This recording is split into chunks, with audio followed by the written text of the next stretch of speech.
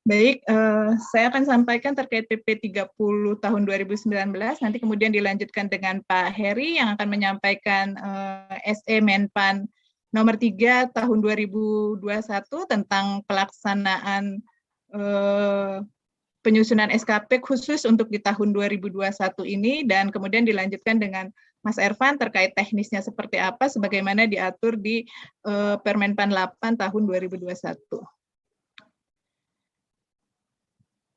Baik, Bapak Ibu sekalian, ini merupakan dasar hukum dari PP Penilaian Kinerja PNS. Nah, ini sudah dituangkan di Undang-Undang 5 tahun 2014, kemudian ada di PP 11 tahun 2017, di mana di dalam undang-undang dan PP tersebut diamanatkan bahwa ketentuan mengenai penilaian kinerja diatur dengan peraturan pemerintah. Nah, kemudian terkait PP penilaian kinerja ini sebenarnya sudah diatur sebelumnya di PP 46 tahun 2011, kemudian diperbaharui dengan PP 30 tahun 2019. Apa sih perbedaannya antara PP 46 dengan PP 30 tahun 2019 yang diperlakukan saat ini? Nah, ini Bapak Ibu perbedaannya. Bapak Ibu bisa lihat kalau dulu yang namanya SKP, penilaian prestasi kerja PNS itu hanya ada 2 rangkaian, yaitu penyusunan dan penilaian. Jadi Bapak Ibu hanya menyusun di awal tahun dan kemudian langsung dinilai di akhir tahun. Nah, di PP 30 tahun 2019, ini sudah dikenal yang namanya Sistem Manajemen Kinerja PNS. Jadi ini nanti terdiri dari perencanaan, pelaksanaan, pemantauan, pembinaan, baru kemudian penilaian, dan setelah penilaian ada tindak lanjut dan sistem informasi kinerja. Jadi di PP 30 tahun 2019 ini nanti selain menyusun rencana kerja di awal tahun, ini ada yang namanya pemantauan. Pemantauan ini berupa review dari pelaksanaan dari rencana kerja Bapak dan Ibu. Nah, khusus untuk di Kementerian LHK, kita sudah menyiapkan toolnya dengan dialog kinerja di SE Sekjen 05 tahun 2021.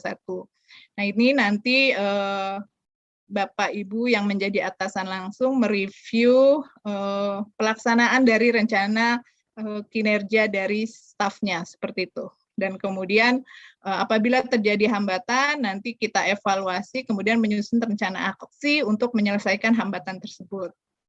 Nah, selanjutnya dari hasil review itu bisa dilakukan pembinaan, apakah itu bentuknya konseling atau pembinaan kinerja seperti itu.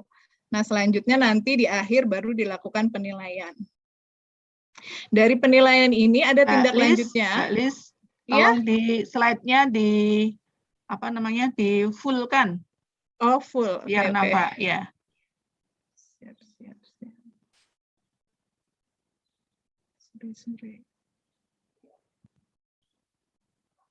Sebentar. Di slide show. Nah. Oke, ya. Ya. Oke.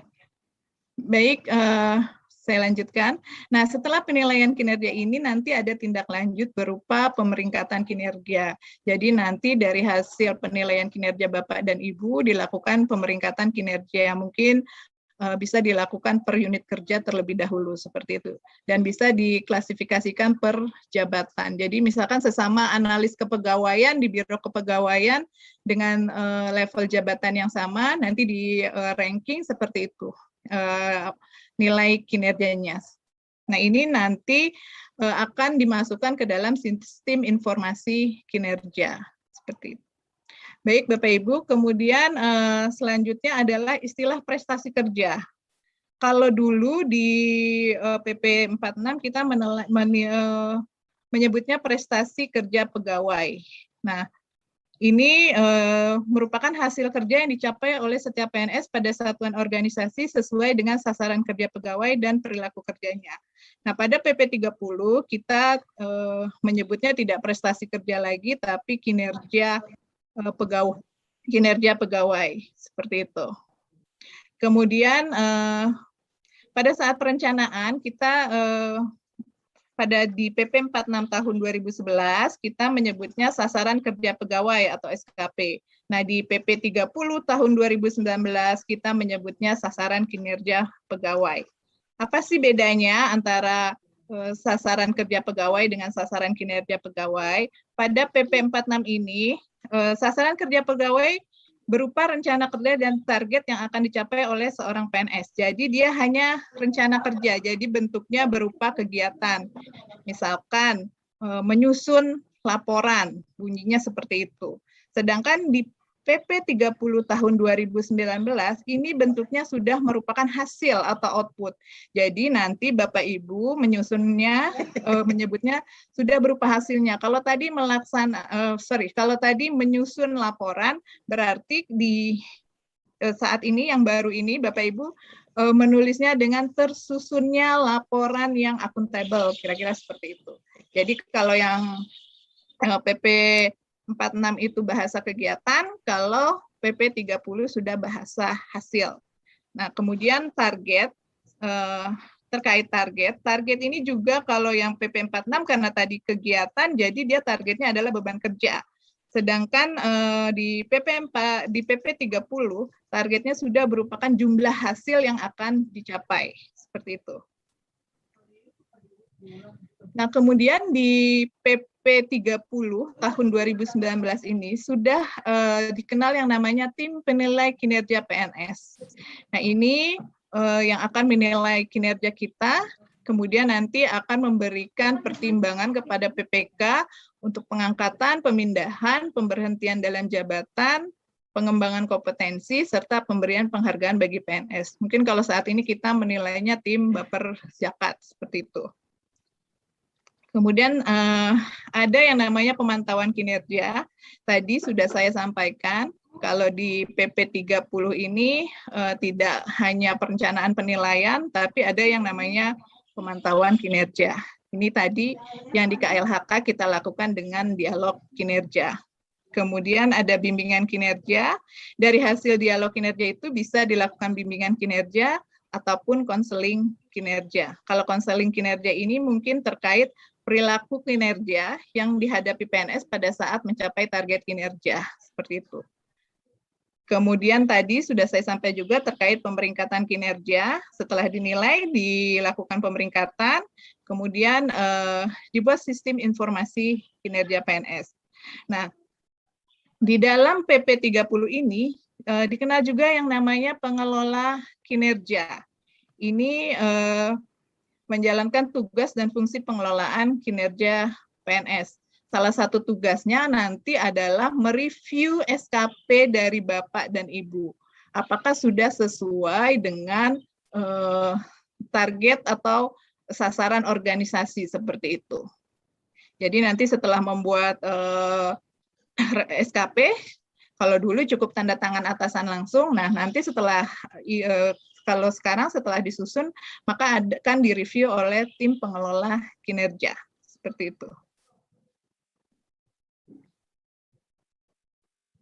Nah, di PP 30, SKP ini berupa kegiatan tugas jabatan dan target yang harus dicapai dalam kurun waktu penilaian. Sedangkan di PP 30, ini nanti akan memuat yang namanya kinerja utama dan kinerja tambahan. Kinerja utama ini nanti merupakan tupoksi Bapak Ibu yang akan mendukung sasaran kinerja organisasi. Kemudian nanti ada kinerja tambahan, ini merupakan kinerja Bapak dan Ibu ya di luar dari tupoksi tapi bersifat strategis seperti itu. Nah, kalau di PP 46 ini kita hanya langsung target seperti itu, target capaian yang akan dicapai.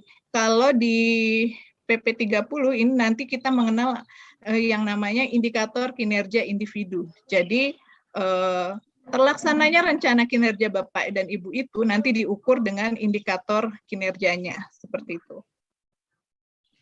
Kemudian terkait penyusunan SKP ini kalau yang PP 46 berdasarkan RKT, kalau di PP 30 ini ada berdasarkan Renstra, perjanjian kinerja, kemudian organisasi dan tata kerja, uraian jabatan, serta SKP atasan langsung. Seperti itu. Nah, ini ada perbedaan lagi terkait aspek penilaian perilaku antara PP 46 tahun 2011 dengan PP 30 tahun 2019.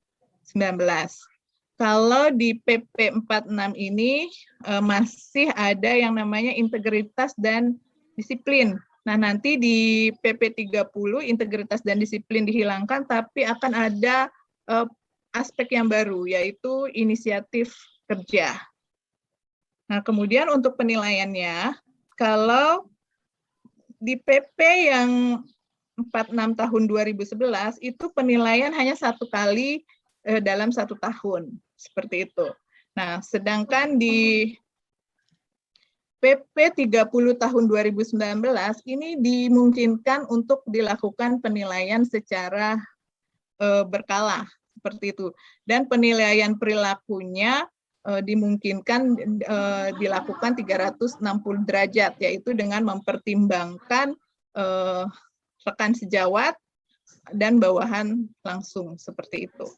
Kalau yang PP lama itu penilaiannya hanya dari atasan langsung.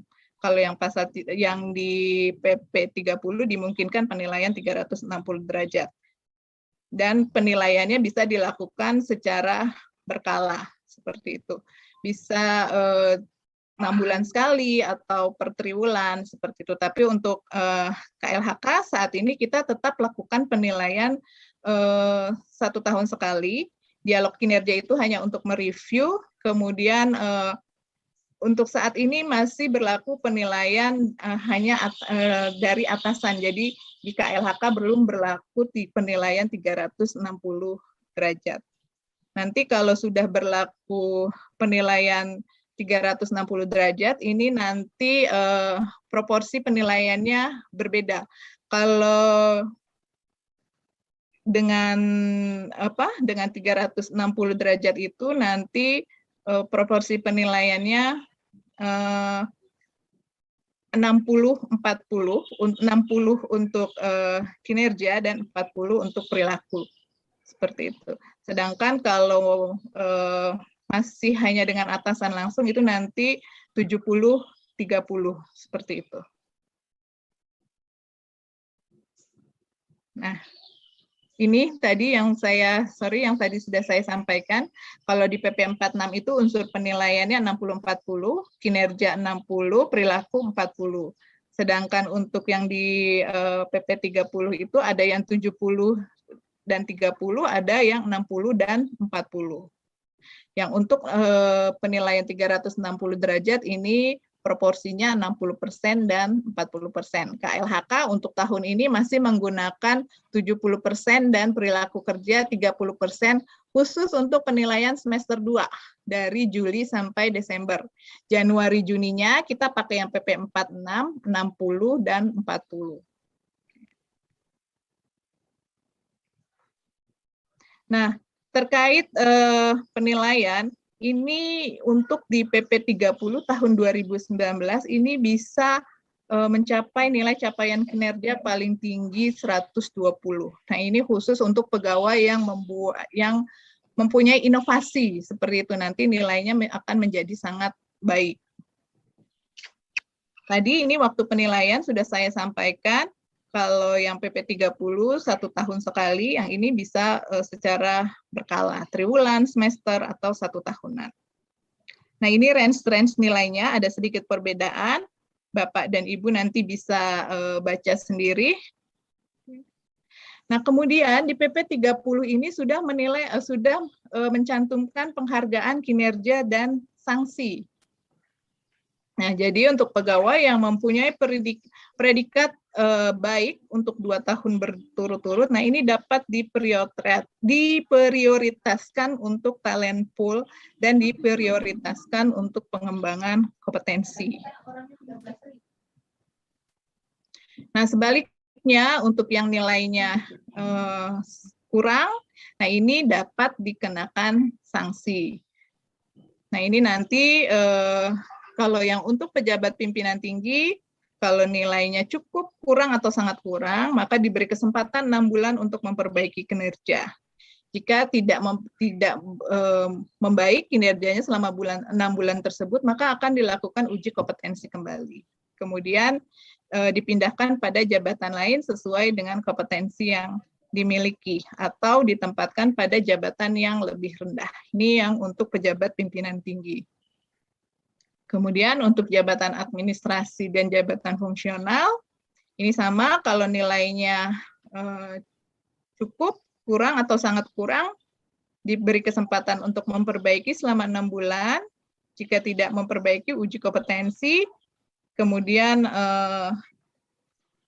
ditempatkan sementara pada jabatan tertentu dalam waktu paling lama 1 tahun.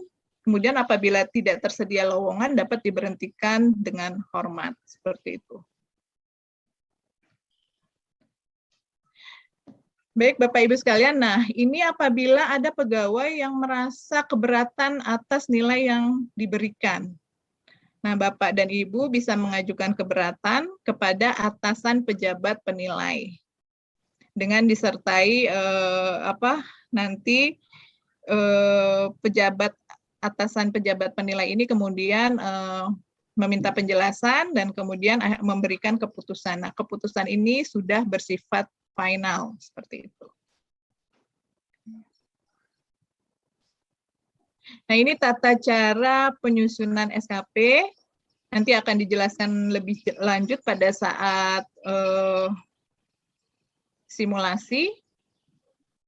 Ini tadi sudah saya sampaikan, dikenal adanya kinerja utama dan kinerja tambahan. Kinerja utama ini merupakan penjabaran kinerja utama dari atasan langsung kita. Jadi nanti yang namanya SKP, Bapak dan Ibu tidak akan bisa bikin SKP sebelum atasan Bapak dan Ibu mempunyai SKP. Karena SKP kita adalah penjabaran kinerja utama dari atasan langsung kita. Seperti itu. Nanti di dalam SKP ini akan ada yang namanya tadi sudah saya jelaskan juga, indikator kinerja individu, kemudian ada target terkait kuantitas, kualitas, dan waktu. Oke. Nah ini ada tugas tambahan yang bersifat strategis. Oke. Nah ini untuk penyusunan SKP jabatan pimpinan tinggi. Nah, ini diambil nanti dari perjanjian kinerja dari pejabat pimpinan tinggi tersebut. Nanti perjanjian kinerja itu langsung dituangkan di dalam SKP beserta dengan indikator-indikatornya. Kemudian diajukan, nanti disetujui oleh untuk JPT Madya nanti disetujui oleh Menteri, kemudian untuk yang pertama disetujui oleh JPT Madya, seperti itu. Nah ini yang SKP untuk jabatan administrasi, tadi sudah disampaikan berdasarkan SKP atasan langsung. Jadi Bapak dan Ibu nanti mengintervensi dari SKP atasan langsung Bapak dan Ibu, kegiatan apa yang akan Bapak intervensi nanti dituangkan menjadi SKP Bapak dan Ibu. Nanti gambarannya disampaikan pada saat simulasi. Nah ini SKP itu harus memperhatikan SOTK dan uraian jabatan atau tusi kita. Kemudian disusun nanti pejabat penilai, ada pejabat kemudian disusun bersama-sama dengan pejabat penilai kinerja atau atasan kita. Nanti direview oleh pengelola kinerja. Tadi yang sudah saya sampaikan ada namanya tim pengelola kinerja. Untuk kedepannya ini nanti akan ada jabatan fungsional khusus yang akan menjadi pengelola kinerja di suatu unit organisasi. Nanti jadi SKP yang sudah disusun, kemudian direview oleh pengelola kinerja, kemudian disepakati. Halo? Ya, halo.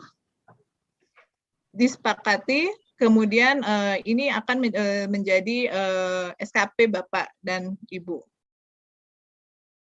Nah, untuk yang SKP jabatan fungsional, ini langkahnya sama dengan SKP jabatan administrasi, hanya nanti ditambah dengan review dari pejabat penilai angka kredit, seperti itu. Jadi apakah SKP Bapak dan Ibu ini sudah sesuai dengan butir-butir kegiatan Bapak dan Ibu.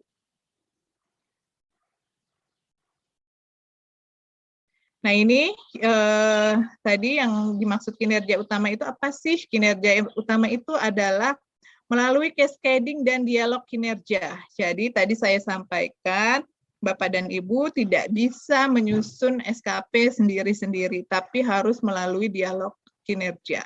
Karena SKP Bapak dan Ibu ini harus terkait atau mengintervensi SKP dari atasan langsung Bapak dan Ibu. Kemudian ini yang dimaksud kinerja tambahan adalah kinerja tambahan merupakan kinerja yang bersifat strategis, seperti itu. Oke. Nah, mungkin itu yang bisa saya sampaikan terkait PP 30. Mungkin selanjutnya Pak Heri bisa melanjutkan terkait SE Menpan RB nomor 3 tahun 2021. Pak Heri, saya persilakan Pak Heri.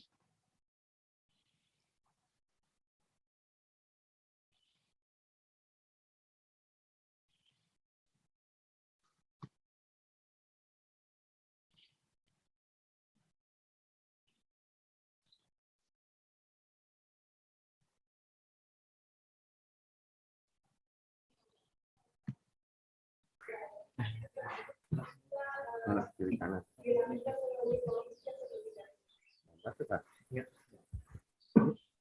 Baik Bu, terima kasih kepada baik Bu, terima kasih kepada Ibu pimpinan rapat. Tadi sudah boleh sebutkan bahwa saya akan menyampaikan paparan mengenai SE Menpan RB nomor 3 tahun 2021.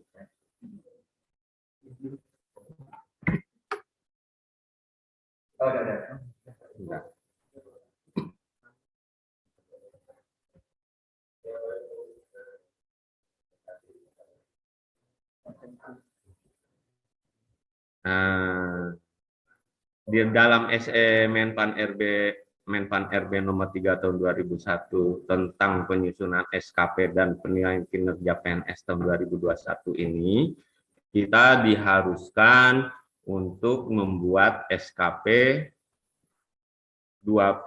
secara dua periode, yaitu periode ke-1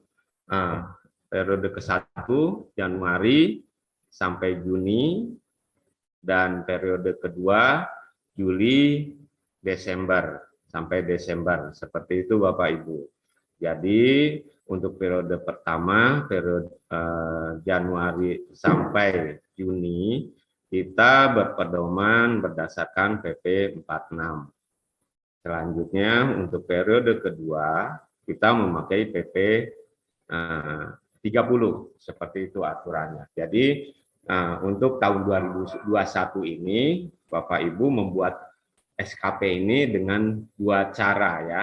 Jadi tidak seperti tahun-tahun dulu. Memang sebetulnya SKP itu kita buat dalam 1 tahun, tetapi karena tahun 2021 ini kita anggap sebagai masa transisi perubahan antara PP 46 dengan PP 30. Untuk itulah Menpan mengeluarkan SE Menpan nomor 3 tahun 2021 tersebut. Jadi caranya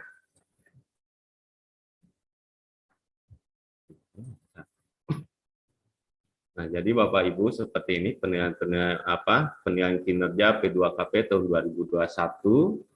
Jadi penilaian kinerja periode Januari sampai Juni dilakukan paling lambat akhir bulan Juli.